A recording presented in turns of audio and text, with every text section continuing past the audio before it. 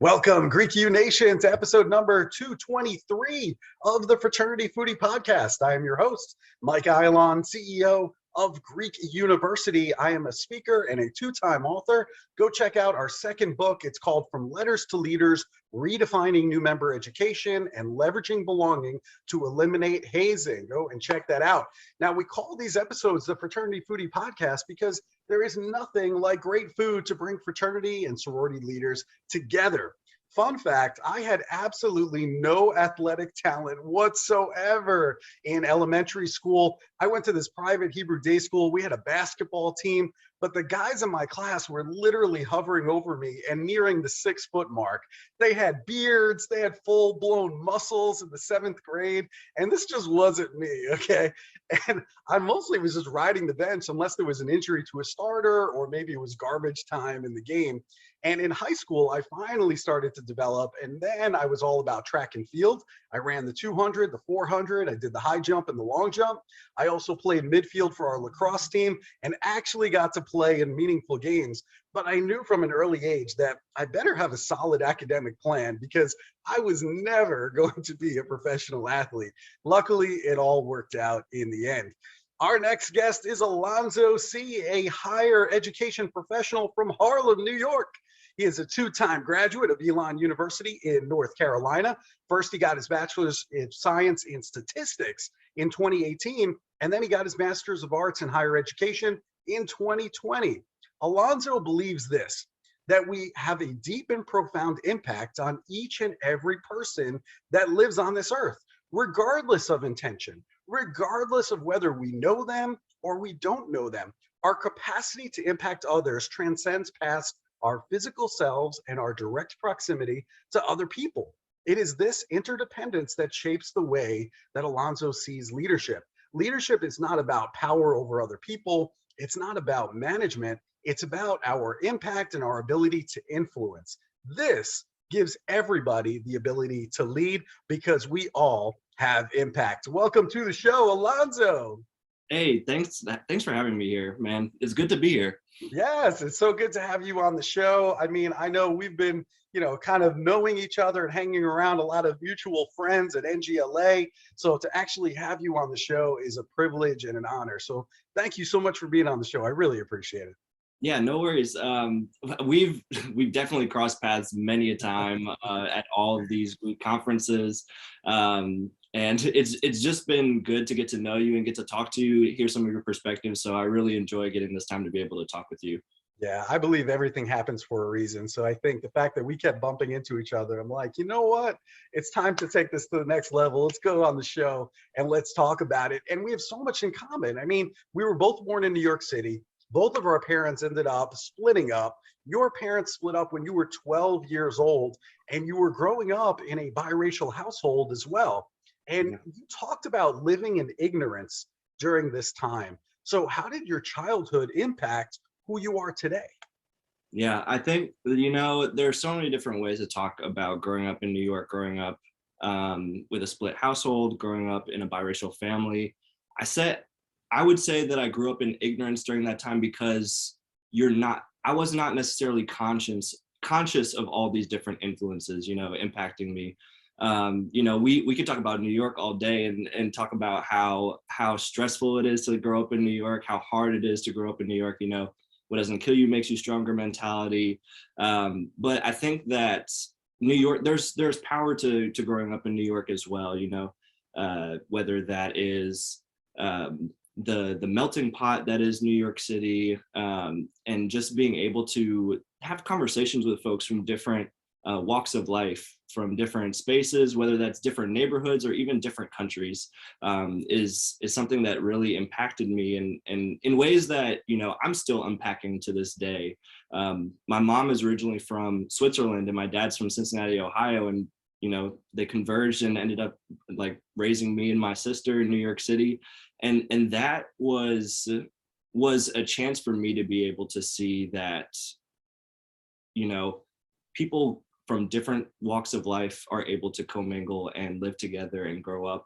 And we don't have to always think about the way that we live in this either or tension.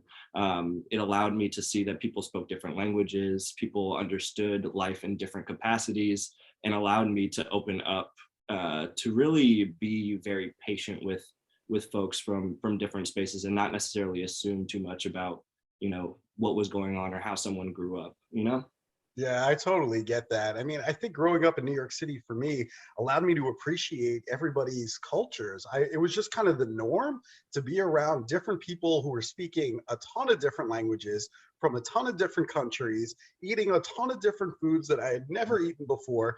I mean, it was just a total melting pot. And I guess I just learned to appreciate everybody for who they are and for what they brought to the table.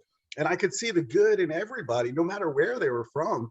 But for me, it was like a curiosity thing. It was like, well, tell me more about where you're from, or, tell me more about your family, or tell me more about this great food that we're eating. Like, what is the significance? Why are we eating this? Right. And so to me, it was just fascinating to learn about other people. So I'm really grateful for the opportunity. But like we've talked about before, I think it's great to live in New York City because it's a wonderful experience, but you got to get out before it makes you too hard, because Yeah. I really believe that it just really beats people down. And I think after a while, it'll take its toll on you if you're not careful. Oh yeah. So Yeah. that's really good. It's just, you can't, like you said, you can't stay there too long because it is just, it will bring you down if you're not careful. Yeah, I totally agree with that. I mean, it's a beautiful place. I still love to go back and visit. I still have family in the area, so I get back often. So that all of that is good. But boy, oh boy, I mean, definitely there are challenges there. I think just the cost of living is just so astronomical. It's so hard on people just to get by. I felt like I was just kind of treading water for a long period of time. And then I realized, oh, wow, okay, so property taxes around the country aren't always this high. Okay, all right, now we're on to something. So anyway, but that's neither here nor there. The other interesting thing about you is that you originally wanted to become a professional baseball player, that's the dream for me. I mean, always I was growing up a big baseball fan, and that's where you felt like you could be authentic. But then all of a sudden, you have this career-ending injury just before college. What happened to you? Yeah, I think, we all have these dreams and these hopes growing up. We all have these perceptions of like how we're going to live our life. And I grew up a diehard Yankees fan, and that Yes. was the dream, grow up, get drafted, play professional baseball, be a Yankee, that's the dream. But no one necessarily tells you that your body sometimes has different plans for you. And I originally had, so being as tall as I am, being 6'5", no one necessarily tells you that sometimes your bones and your ligaments don't necessarily catch up to how fast you're actually like growing. And I originally had a stress fracture in my shoulder, and that happened to me my junior year. And I thought, I'll go to physical therapy, I'll get this fixed. But I ended up putting a lot of pressure on myself to get back. I'm in playing baseball a lot quicker than I should have, and ended up tearing my labrum in my right shoulder. And this is during prime recruiting season for baseball, junior going into senior year. And, any scholarship offers or any conversations I was having with coaches went straight out the window because I had not signed any letter of intent. I hadn't actually physically signed any documentation, so they didn't necessarily have to go through with it. And yeah, baseball was my authentic place because I've been playing baseball since I was 5. It was a big part of my identity. It was a big part of how I showcased who I was to people, and to have that, stripped away from you sucks. It is demoralizing in so many different ways, but it also forces you to figure out different components of who you are. To that first question you're talking about, me living in ignorance, I felt like a lot of it was because I masked who I was through who I was as a baseball player. And that being such a big part of my identity, it was safe for me to live with that as how I identified, how people saw me, because I could just showcase it on the baseball field, that like my ability showcased who I was to people, and that was easy. But when you don't have that anymore, life, you start to realize, oh wait, there are more aspects to life than just this baseball thing. And for me, part of life was, and after that, even getting to college, part of that was figuring out what that was. Yeah, that's got to be really hard getting something that is so ingrained in you as part of your identity and having that all being taken away from you. That's got to be really, really hard. And you almost have to reinvent yourself and what people know you for. So that's just fascinating. And we could talk about the Yankees all day long. I mean, there's never going to be that generation when we start talking about Mariano Rivera and Derek Jeter and Jorge Posada. And I mean, all those guys, I mean, those were the glory days of New York. I mean, it Those are was some of just, it's just incredible.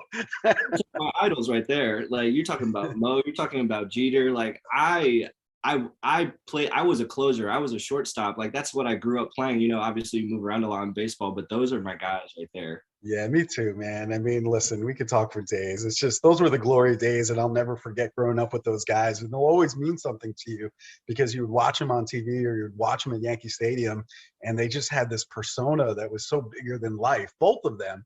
I mean, you knew when you heard Mariano's song come on in the ninth, in the bottom of the ninth, you knew what was going to happen.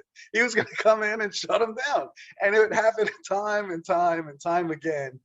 On a pitch that ordinarily was just kind of like a throwaway pitch for him, and he built a whole career on it. So Yep. there you go. Anyway, well, we could talk about the Yankees forever. Now, you chose Elon University for your undergraduate and also your master's degree, which, by the way, if you've never been there, it's a stunning campus. It is beautiful in North Carolina. I promise you, the buildings are just tremendous. So why was Elon the right choice for you?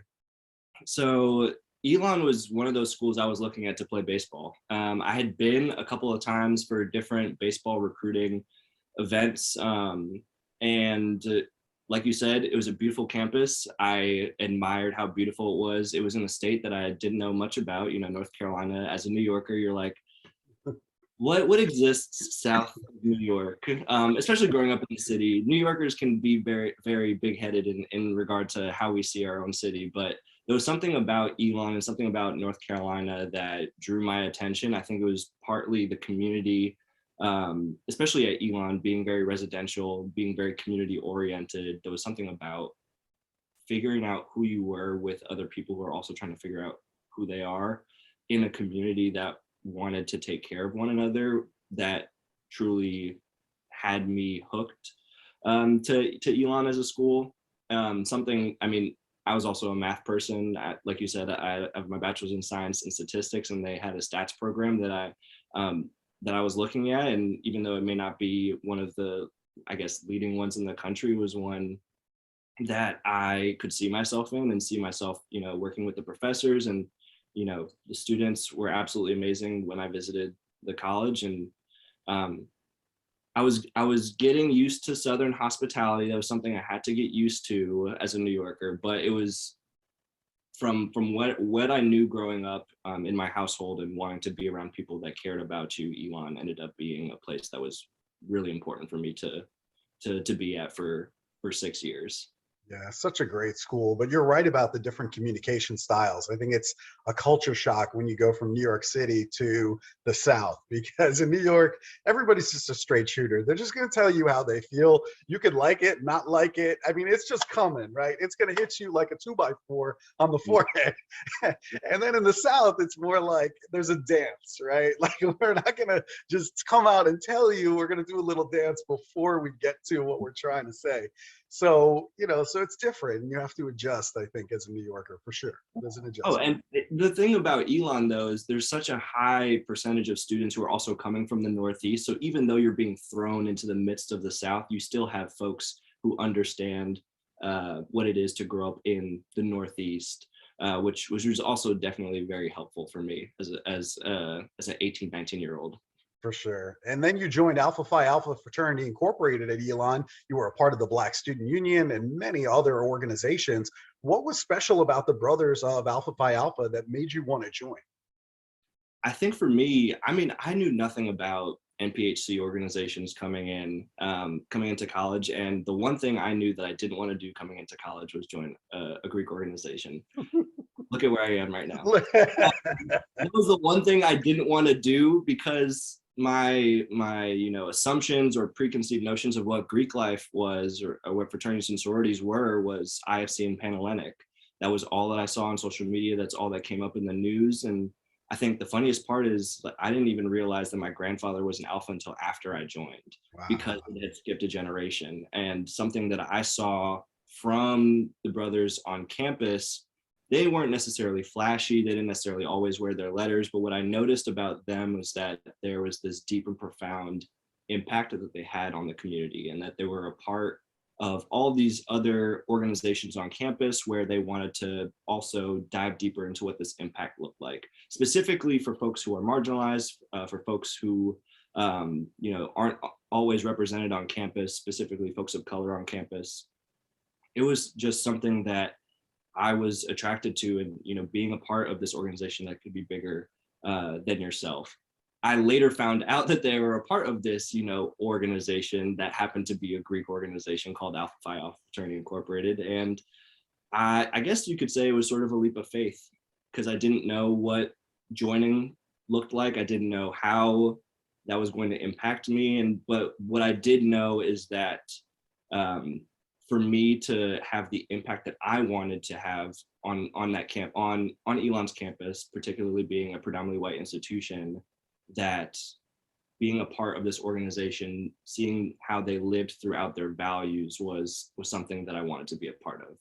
Yeah, I love that. And I think it also proves the point, which is that most students who come to college, they either don't know anything about fraternities or they really just don't care. So it kind of gets to the point that we have to go to them. We can't just wait for students to come to us. We have to go to them. I mean, you think about all the first gen students that are on campuses today, they know nothing about fraternity. My parents are from Israel. They still don't know what I do for a living. I promise you. We have to go to them. We have to, right? No, and that's very real. Every time I have a conversation with my mom, being that she's from Switzerland, even in the first couple times of having a conversation with her, it was like, "What are you joining again? What is this?" And I was like, "Mom, I promise this is not some of the organizations you see on TV. These are yes, there are still Greek organizations, but I promise you this is a little bit different." So having some of those conversations was definitely interesting, especially with folks who are not from the United States. Yeah, that's real. I mean, that is real talk right there. Mhm. And the other interesting thing was you found counseling at Elon, which I think is so great for our listeners to hear. I mean, how would that be helpful for more students on campus if they actually discovered the benefit of counseling like you did? With college being as formative as it is for folks, everyone needs someone to talk to about just about life in general. There are so many pressures that we have, especially in the age of social media. Folks in general wanting to join Greek organizations, that is an added there are so many pressures already, being in college or being a person in general.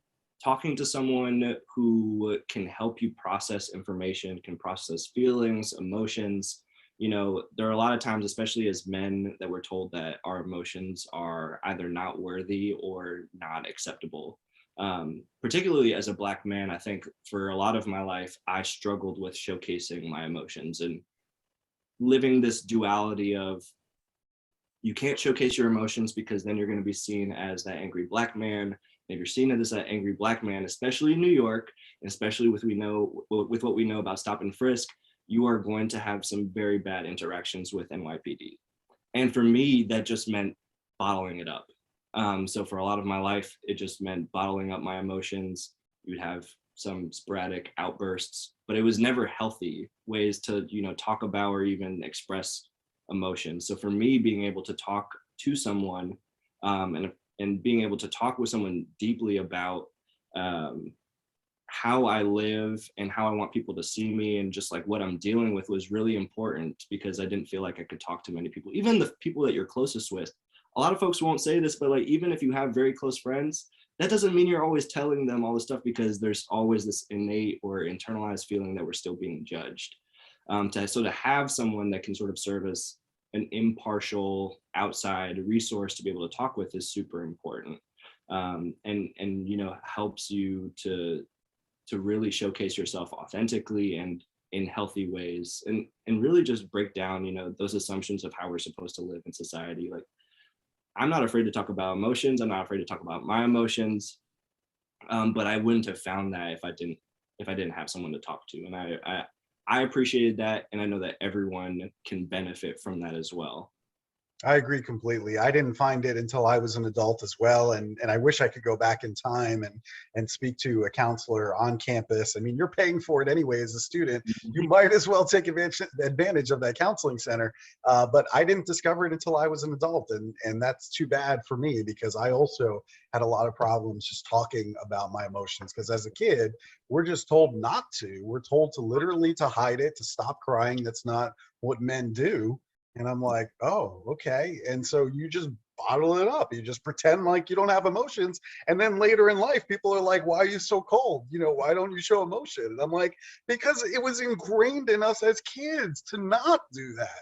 So people don't understand what impact that has, especially when you hear that talk as a kid. But And I say that even with the caveat that, like, I had to have my best friends push me to go to counseling, and I appreciate them heavily for being that support system and pushing me to go, but they knew that I couldn't talk with them. And I know that, and the caveat even within that is that not every counselor is going to be for every person. You have to find the right person to talk to, and not every person you go talk to that is a clinical psychologist is going to be the right person for you. I think people give up easily because their first experience is not a good one. I personally had a great experience with the one I had at Elon, but I know that's not everyone's experience. And that's a hard thing to overcome too, because if you find someone that you're not willing to talk to, you sometimes shut yourself off from it completely in the future. yeah, that's a great point. I mean, it's just like relationships. I mean, sometimes it clicks and everything just happens naturally, and other times it's a lot harder. So, you know, don't give up if the first person you see, you don't feel like you're having good chemistry. You just have to try somebody else and see if it's better from there.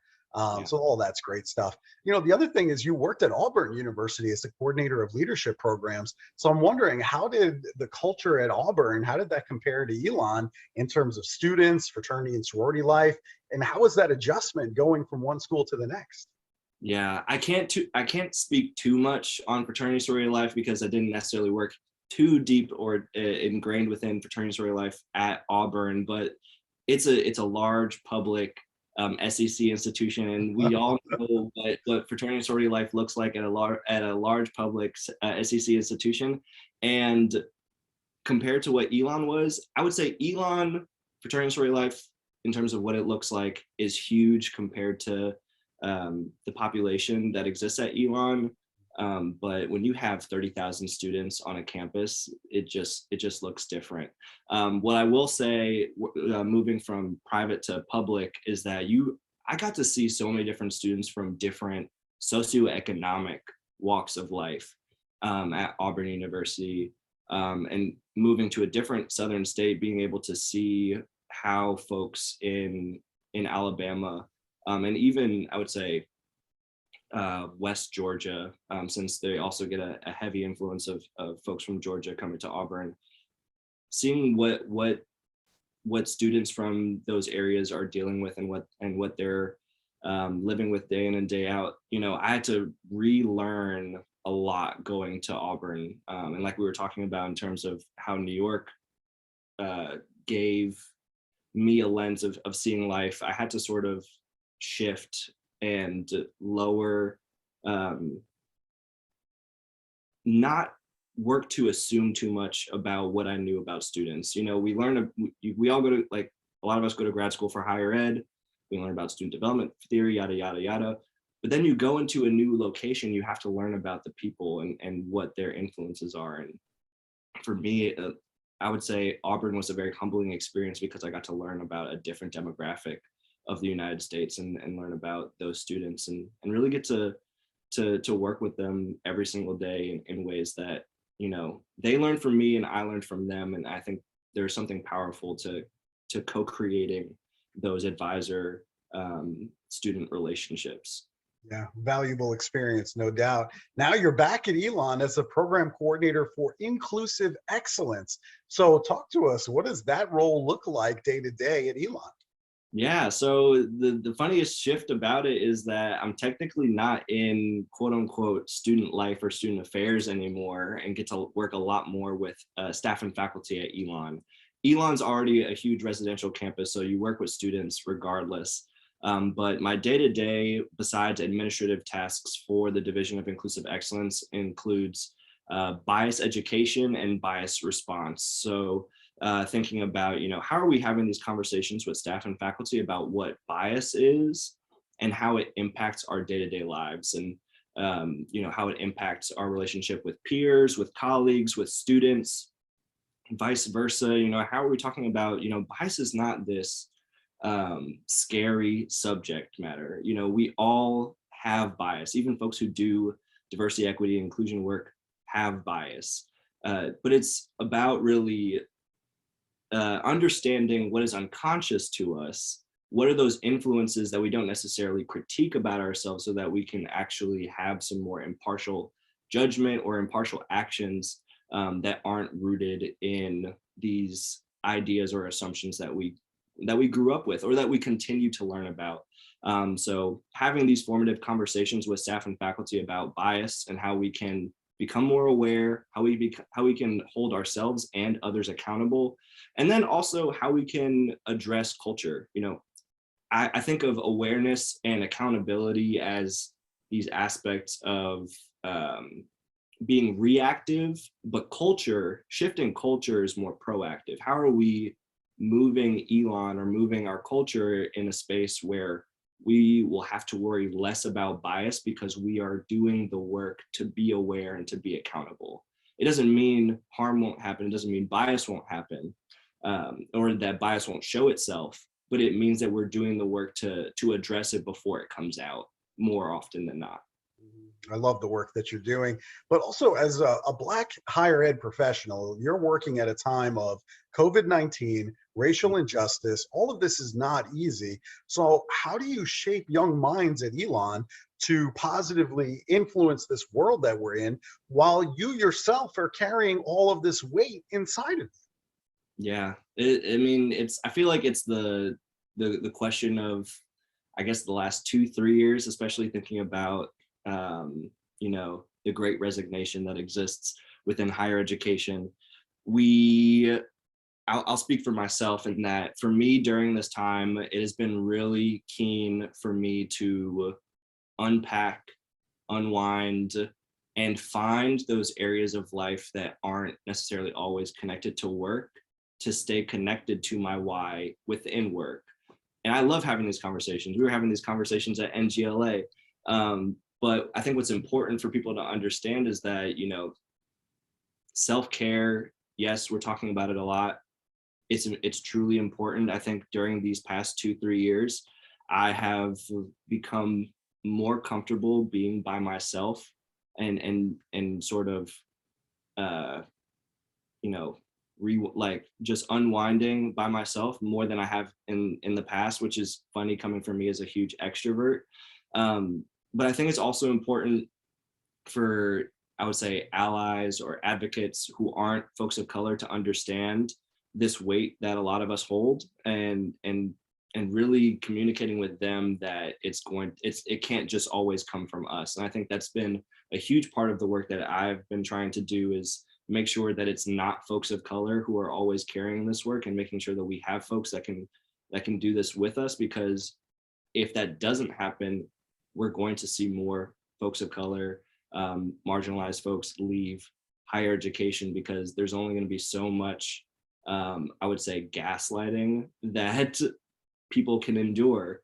And we can't keep on relying on people's resilience to keep them in the field, because you're only going to do so much. They say you're that, what is it, insanity is doing the same thing over and over again, expecting a different result. You can't keep on expecting people to be resilient, and then when things don't change, continue to stay. So I think that it's a combination of, creating those barriers, and not necessarily leaving yourself open to be constantly hurt, but then also finding those spaces of joy that you can find, whether it's inside the work, outside the work, You have to you have to find joy to be connected to your why, because it is hard to do this day in and day out. But you know, as you were introducing me and thinking about my values and thinking about what's important to me, it's thinking about, this is work that I love because it's hard, but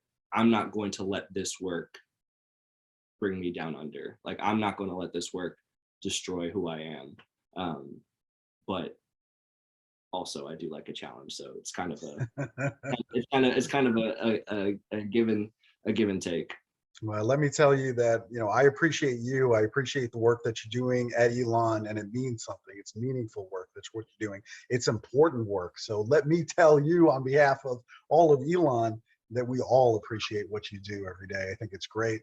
And, you know, the other thing is we should talk about these culturally based fraternal organizations, because sometimes I feel like they set incredibly high standards for prospective members, greater than some of the standards that they have for their own members. And so I'm wondering, what are some suggestions that you can offer to be more open-minded when it comes to intake? Yeah. I think the biggest thing that I try to tell folks is that we were all there at one point. There's this high pressure that exists within MPHC, NALFO, multicultural Greek organizations in general, to safeguard and to maintain the sanctity of our organizations. I think it exists in all of our fraternity sorority organizations in general, but I think there's this heightened sense that exists within multicultural and MPHC organizations because of the fact that we are minoritized, because of the fact that we exist mostly within predominantly white institutions to keep our organizations safe, and that outsiders, quote unquote, there's this like impurity that exists to them, even for prospective members, which is kind of backwards if you think about it, because we all were outsiders at one point. Were not a part of our organizations at one point. So for me, when I talk with my own, you know, with my own younger brothers that come through my chapter, it's talking about, we were all outsiders at one point, and we also all didn't know at one point. So how can we be compassionate? How can we be empathetic, and lower our assumptions for these prospective members when, like, we were there at one point? We have to, like, we have to lower our assumptions, because not everyone's a legacy. Not everyone saw school days. Not everyone knows. And like you were saying earlier, we have to go to them. Like, we have to have those conversations with them. We can't just always expect people to come to us, especially thinking about COVID. And now that we're thinking about, you know, folks are less inclined to put themselves out there than they were beforehand. If we want people to join our organizations, part of it is just showcasing, you know, why. Like, why should they? And what does that look like? You know, how are we showcasing good representation of our organizations, and not just expecting everyone to know it from the get-go? I think that brings up a really good point, because sometimes I'll be speaking to members of culturally based fraternal organizations, and there's this assumption that prospective members are supposed to know all about our organizations, even on a predominantly white institution on a campus at a PWI. So how do we get out of that mindset when we know there is a huge population of students who are first gen? Maybe their fraternity skipped a generation in the family like it did for you. How do we help to educate? Is it step shows? I mean, how do we help to educate that process? I think I've seen people try to do it at step shows or stroll offs, and there's part of that is good. I think visibility is good. So however MPHC multicultural organizations can work with their fraternity sorority advisors to become more visible is a good way. And I would also say the onus is not always, it shouldn't always be on those members of those organizations. Like, those fraternity sorority advisors need to work to showcase all of their fraternity and sorority organizations, to make sure that all of them are equitably visible, and that especially for organizations that are smaller, like our MPHC and multicultural organizations, that they are doing some of the, you know, emotional and physical labor to actually promote those organizations. I think especially at predominantly white institutions, that's something that needs to, that you know, we all know that they're strapped for time because of IFC and Panhellenic, but it doesn't mean that NPHC can just take a back seat in that, or that because they are, advocates for the community, that they're always going to put themselves out into the community to showcase themselves. So I think that's part of it. I would say from the student perspective, I would say, how are we thinking about the unconventional ways to showcase ourselves that aren't step shows, that aren't stroll competitions? How are we also, folks shouldn't just find out about us just from the Meet the Greeks event that happens on campus. What are those ways that, from my experience, how I found out about Alpha, how are you engaging with other organizations, and how are you showcasing your multiple interests, not just the interest that exists within that one fraternity sorority organization? How are you showcasing the dynamicness of yourself, and how dynamic your organization is being involved in different areas of campus, so that other folks can see, wow, this guy isn't just an Alpha, he's also a part of the Black Student Union, or he also is a part of SGA. And I think to a certain respect, we can't do everything, but also, how are we showcasing who we are as people? That is not just embedded within our organization is really important. Yeah, you bring up some great points, and you're right. I mean, if we talk about IFC and Panhellenic, I mean, the chapter sizes in many cases are huge, and there's just this inequity in terms of chapter size between, let's say, MGC and NPHC organizations. So I guess the other thing is, how can we put it on Panhellenic and IFC to then showcase some of these other councils as well? Because clearly they have a lot more resources available to them, and certainly they know how to get the word out, right? So how can we help to ensure that students at Elon know about all of the different opportunities that are available? And ultimately, we should just care as Greeks that everybody finds the right home for them, whether that's IFC or NPHC or wherever. It doesn't matter. Just be in a fraternal organization and I'll be happy. Yeah, and then it also means for all organizations, like all fraternity and sorority organizations, to create relationships with one another. That means your IFC and your Panhellenic need to understand some of the values of your NPHC and your multicultural Greeks, and understand, like, not just as there's always going to, I feel like NPHC and multicultural Greeks always know what the IFC organizations are doing, what their values are, because that is just the norm. I mean, we learned this especially at a predominantly white institution. Folks of color or folks of minoritized identities are always constantly having to know about what their white counterparts are doing, or how they exist, but nothing is necessarily, or there's not much done vice versa. So how can those relationships be built so that they are also, like their fraternity sorority advisors, promoting the organizations that they have more in common with than they could ever imagine. There's Totally. some of the philanthropies, some of what they're doing on campus overlap. How are we thinking smarter and not harder? Yeah, there's so many opportunities to work with each other. I think it comes down to relationships and knowing who is in these other councils, instead of just, sticking to our own council and pretending like the rest of the world doesn't exist. We really have to reach out. We have to be proactive. We have to get to know people and know who is the president of, these councils, know who is the president of all the organizations in these other councils other than your own. And I'm telling you, that is the network. These are the people that are going to help you in the future. So it's in your best interest to get to know them and not ignore them. But man, oh man, we could talk forever about that. The other thing that I really like about you a lot, and this really resonated with me, is that you're living a life of integrity and you're hoping that others will do the same. And I just love that. I mean, I read that and I'm like, oh my God, this is my guy. See, because when I look at social media today, I look at Instagram or TikTok, there's a ton of negative influences out there. You don't have to look very hard to find all the negative influences out there. And we're not even talking about the war that's currently going on in the Ukraine at the moment. So how do you maintain this positive mindset about integrity and hoping that other people will join you when you see all of this trouble in the world around us? Yeah, I love this question, because I also think there's a compounded aspect to it within my identity of being someone who is also atheist, and thinking about, a lot of folks get their values or morality from their religion. And a lot of people ask me,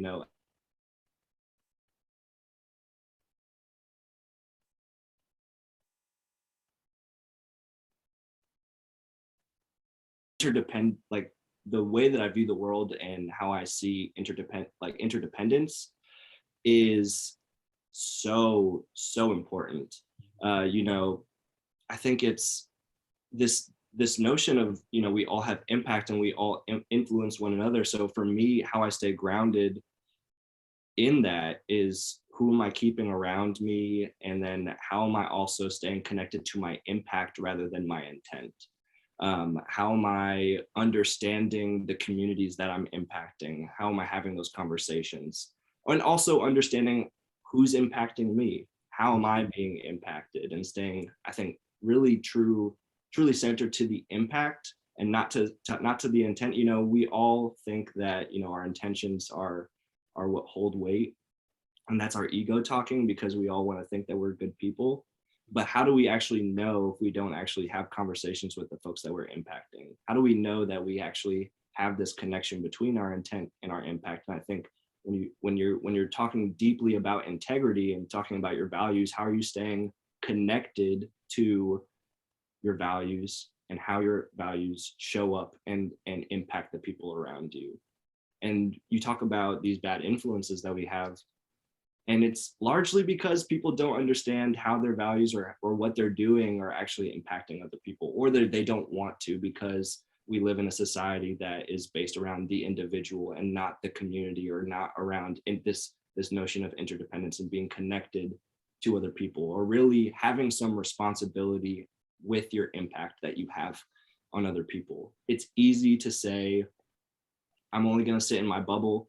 I'm only going to think about how everything is impacting me, rather than how am I impacting others? How are other people impacting me? And where does my social responsibility live to really live in that impact, and not just care about what just happens to me, but also care about what happens to other people. I think that's how I stay grounded. And a lot of that is through who I keep within my inner circle, because they hold me accountable to that, and I hold them accountable to that as well. But stuff like that I can talk about for days. Yeah, I love how you stay grounded. And I think that's good advice for me to follow, is to make sure that all the people that are surrounding me, that we're holding each other accountable. I think we have that at Greek University. I think our team, we do hold each other accountable. We get together, each year, and we talk about these issues. And so those are really the people that surround me. And I just need to focus on that. It's just, when I look out in the world and I see war happening and senseless killing, and and I go on to TikTok and I see fraternity and sorority members that took an oath at the altar that they're going to live their life in line with certain values, and clearly in writing they're going exactly the opposite as to the oath that they took.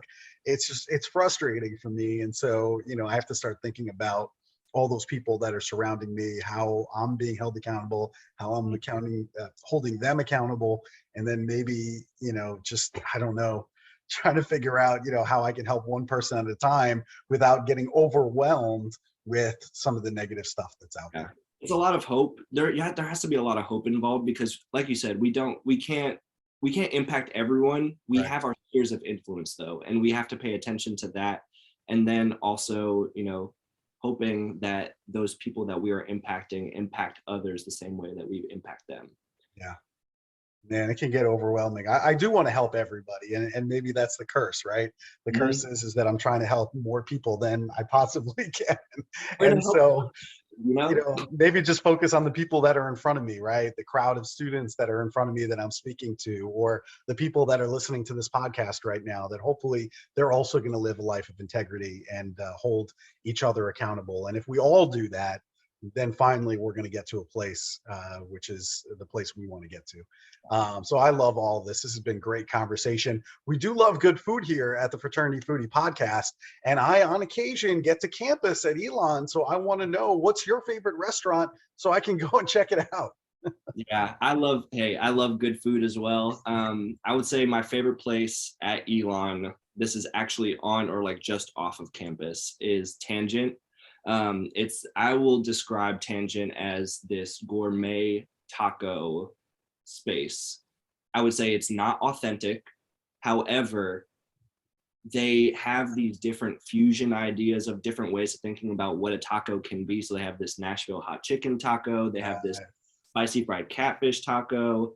They have, you know, a shrimp. Like there are so many different combinations and flavor profiles that I feel like people can find something that they like there. And it's usually a place that I recommend most people go. Actually, there are some friends coming into town tomorrow that I'm actually going to be taking them to Tangent for lunch. So it's an easy go-to spot, and it's also some good comfort food. So I love it. Well, you had me at taco, and then you started talking about Nashville hot chicken, and I'm immediately interested. So that sounds really good to me. So, all right. So, Alonzo, if our listeners want to book you as a speaker on their campus, or they want to engage you for some consulting work, where's the best place for our listeners to go and to connect with you? Yeah, I would say the easiest place for them to connect with me is on my website at alonzocee.com, or just engaging with me through social media. I heavily engage with Instagram, so if they do have Instagram, they can also follow me or engage with me at ACEE_23. But I would say those are probably the easiest two ways to have a conversation or engage with me in any way. I love it. So Alonzo Cee, that's spelled CEE.com. Go and check out the website. Go and follow him on Instagram. I mean, this guy is the real deal. So I am super happy that all of you had a chance to hear directly from Alonzo today. If you enjoyed this conversation, make sure that you like it on social media. Make sure that you share it with other fraternity and sorority leaders on campus. And Alonzo, man, I think the world of you. So thank you so much for what you bring to the table. You're important, you're needed, and I'm a big fan. What can I say? Hey, Mike, I appreciate you bringing me here. I always love the conversation. Can't thank you enough for having me here, and we'll talk again. That sounds like a plan. I love it. So thank you so much to our listeners. We hope to see you on another episode of the Fraternity Foodie Podcast. Thanks so much for joining us, and we will see you next time.